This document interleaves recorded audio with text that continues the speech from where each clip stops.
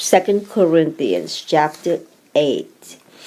A commendation of the giving of the Macedonian churches. Verse 1. Moreover, brethren, we do you to wit of the grace of God bestowed on the churches of Macedonia. Verse 2. How that in a great trial of affliction, the abundance of their joy and their deep poverty abounded unto the riches of their liberality. Verse 3.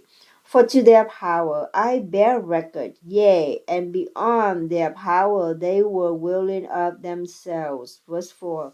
Praying us with much entreaty that we would receive the gift and take upon us this fellowship of the ministering to the saints. Verse 5. And this they did, not as we hoped, but first gave their own self to the Lord and unto us by the will of God. Verse 6. Insomuch that we desired Titus that as he had begun, so he would also finish in you the same grace also. Verse 7. Therefore, as we abound in everything, in faith and utterance and knowledge, and in all diligence, and in your love to us, see that ye abound in this grace also. Verse 8. I speak not by commandment, but by occasion of the forwardness of others, and to prove the sincerity of your love. Verse 9. For ye know the grace of our Lord Jesus Christ, that though he was rich, yet for your sake he became poor, that ye through his poverty might be rich.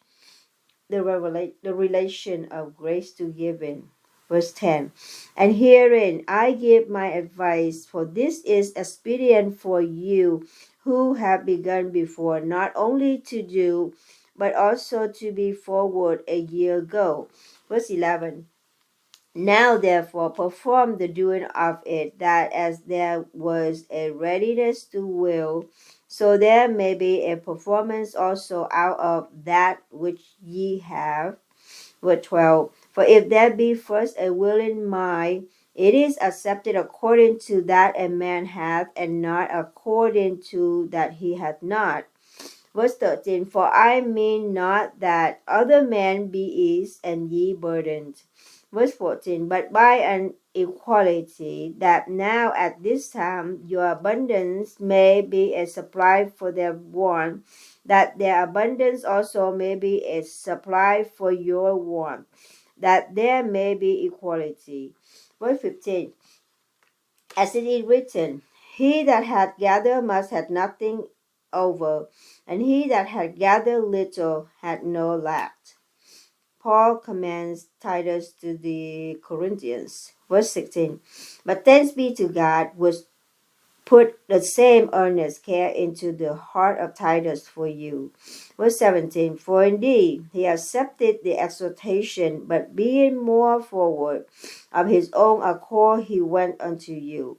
Verse 18. And we have sent with him the brother, whose praise is in the gospel throughout all the churches. Verse 19. And not that only, but who was also chosen of the churches to travel with us with this grace, which is administered by us to the glory of the same God Lord, and the declaration of your ready mind. Verse 20. Avoiding this, that no man should blame us in this abundance which is administered by us. Verse 21. Providing for honest things, not only in the sight of the Lord, but also in the sight of man. Verse 22. And we have sent with them our brother, whom we have oftentimes proved diligent in many things, but now much more diligent upon the great confidence which I have in you. Verse 23. Whether any do inquire of Titus, he is my partner and fellow helper concerning you, for all our brethren be inquired of. They are the messengers of the churches and the glory of Christ. Verse 24. Wherefore Shew ye to them and before the churches the proof of your love and of our boasting on your behalf.